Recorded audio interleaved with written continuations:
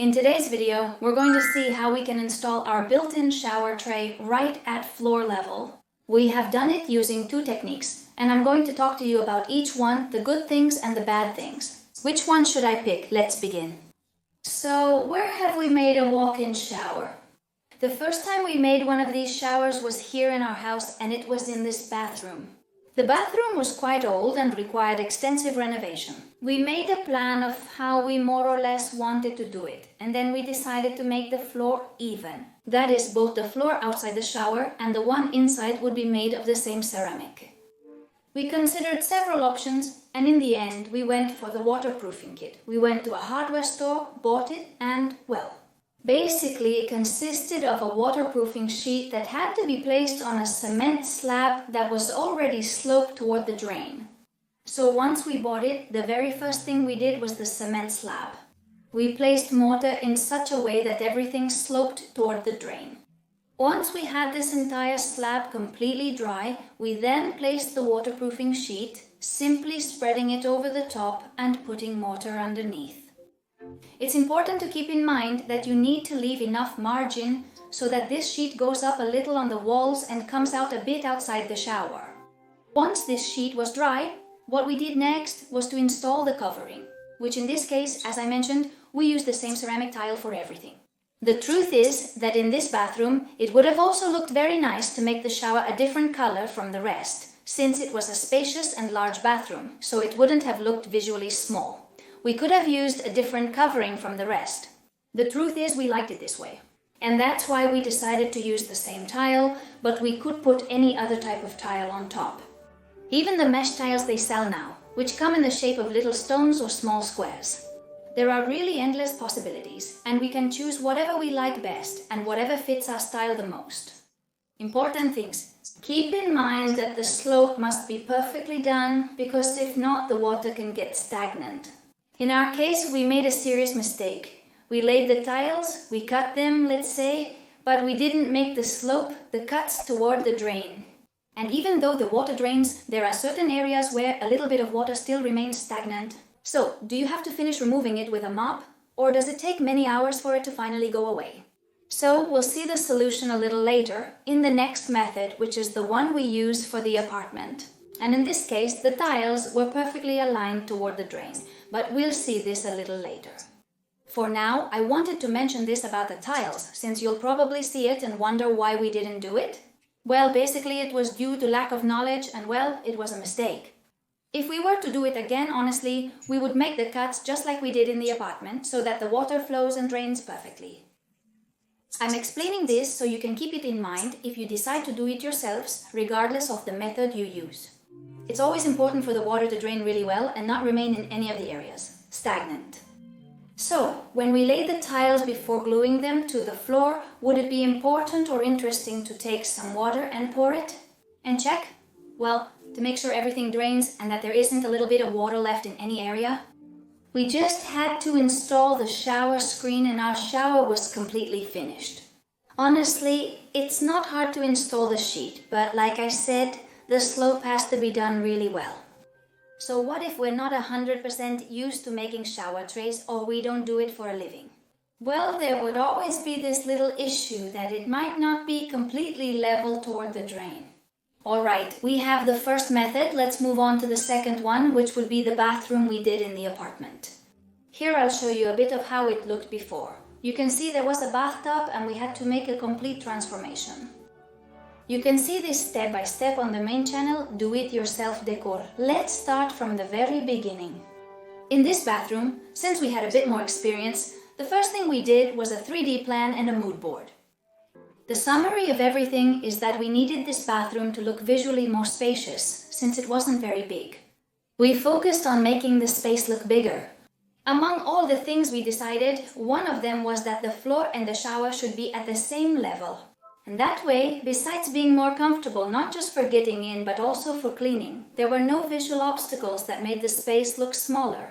So, the very first thing we did was remove the bathtub. It turns out that when we removed the bathtub, there happened to be a hole right underneath. Honestly, this worked out really well for us. Because since we had to install the shower tray and it needed to be recessed, this little hole allowed us to level it and leave it at the same height. It was really good, but it was too low, and when we tried the shower tray, it was below the floor that was there at that moment. So we decided to check if with the super bricks we could even it out. When we put the super bricks in, the shower tray was above the floor, so we didn't have that option either. What I did then was create some guides so I could later make a screed. I made these guides to even it out with the floor. And that way, when I filled in the middle, everything would already be at the same height. Actually, this screed didn't have any kind of slope. It was basically just a regular standard screed.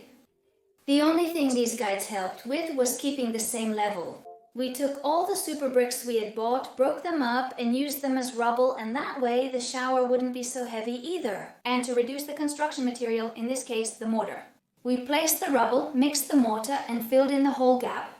Once we had the exact level we needed to place the shower tray flush with the floor. Now let's go for the tray. This tray is made of the same material as the insulating panels we had in the rest of the bathroom, and it is completely waterproof. We can cut it easily with a utility knife or a small saw. Honestly, it cuts better with the saw than with a utility knife. I have to say, since it's a bit thick, it'll be much easier for us to cut. We take the measurements carefully and then we cut the shower tray. However, it's important to keep in mind that the drain needs to be centered. If we need to cut it to a specific size, we shouldn't cut only from one side, leaving the other longer, as it would result in the drain being off-center. So what we're going to do is cut it on one side and on the other, and the same on the other edge. Let's say on all 4 sides, we need to cut it so that it ends up as centered as possible. Once we had everything completely cut, we put the mortar on the bottom and placed our tray. Here comes a very important step, which is to waterproof the entire perimeter, so that when water falls, it won't leak through. The tray is already waterproofed, and now we'll do the covering. The covering, just like before, gives us the option to choose the one that best fits our style or preference. We chose the same one as the rest of the floor. And here comes something important as well. This would work for both trays. I'm mentioning it here, and it's quite important. And since we're going to use the same ceramic tile outside as inside, we have to choose a non-slip ceramic tile. Normally, non-slip tiles are usually for outdoor use, and the material is more porous. But we can find something in between that's not too porous, so it's easier to clean, but at the same time, it doesn't get slippery. If, for example, we choose something in between and we're not completely sure, and inside the shower we feel like we might slip and fall. We also have different options to make the floor non-slip. In this case, I haven't tried it yet, but I have it at home. And it's a spray-type bottle that has these little plastic bits in it. Or I don't know exactly what it's made of, but you spray it on the floor and then it acts as a non-slip. We could use other options, more well-known ones, like a mat that you usually put in the shower tray, but aesthetically it doesn't look as nice. The best thing is to use a non-slip like this one. As I said, we're going to put it in just as a precaution. We've showered many times and honestly it's not very slippery. That being said, I'm going to explain the topic of slopes to you. How do we make the tiles in the shower area have the right slope toward the drain?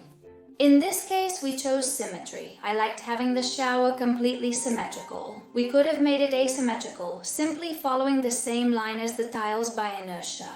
But personally, I think it looks more elegant when everything is aligned and completely symmetrical. So what do? We cut the tile symmetrically, and it's okay if you see a line that doesn't match, because the shower screen will cover it later. We leave everything cut, and we're going to take a straight edge, starting from each corner, let's put it that way, toward the corners of the drain. That is, all the corners of the drain have to line up with the corners at the end of the shower. This way, we mark it with the pencil, and now we have the perfect slope. We take our grinder and make all the necessary cuts that we marked with the pencil. Once we have it, we can start applying the mortar and all the tiles. The truth is, it's more complicated than the previous method. When it comes to cutting, of course you have to make more cuts, but the water drains much better. And that's really how it should be. We should do it that way. If we don't want to complicate things so much, we can always go for the mesh that's already made and just put the mesh in. And it adapts to the existing shape, meaning it already creates the proper slope. Personally, I like them, but I prefer them to be the same color as the floor. So, in this case, if I had to choose, I would go with the way we did it in the apartment, with the tiles already having all the slopes done. We have seen the two methods we used, the waterproofing kit and the waterproof shower tray. Which one would I choose? Well, it depends a little on the conditions, right? For example, if we have to break the floor, make a hole, and it's not going to turn out very well. For countless reasons, there's another floor underneath, it cracks significantly when broken, there's an air chamber, and many other factors. If we see that this is going to get complicated, it's better to do it with the mesh. In the case that we see the hole is already made, which is easy because we chip away and it comes out perfectly fine. The mortar, because there are mortars that are very hard to remove and others that are quite easy. So depending on how we see that, we can make this hole to place our shower tray. We'll decide on one method or another. How easy is it? Is the shower tray easier? Basically because the slope is already made. And in the case that we had to do it ourselves, there's always the possibility that it won't be perfectly level and there could be some water pooling. So, this is something that would hold me back a little bit in this sense, although I don't think it's super complicated. If it's not something we usually do, we might run into a little problem. But in the same way, I tell you that if you have to make the hole and the mortar is super hard, maybe the hole won't turn out quite right and the plate will be uneven, so this wouldn't work well for us either. So I recommend that you first do a little test, analyze the condition of the floor a bit, and based on that, decide which system to use.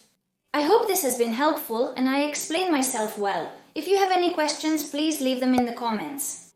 And I'll see you very soon in upcoming videos. See you soon.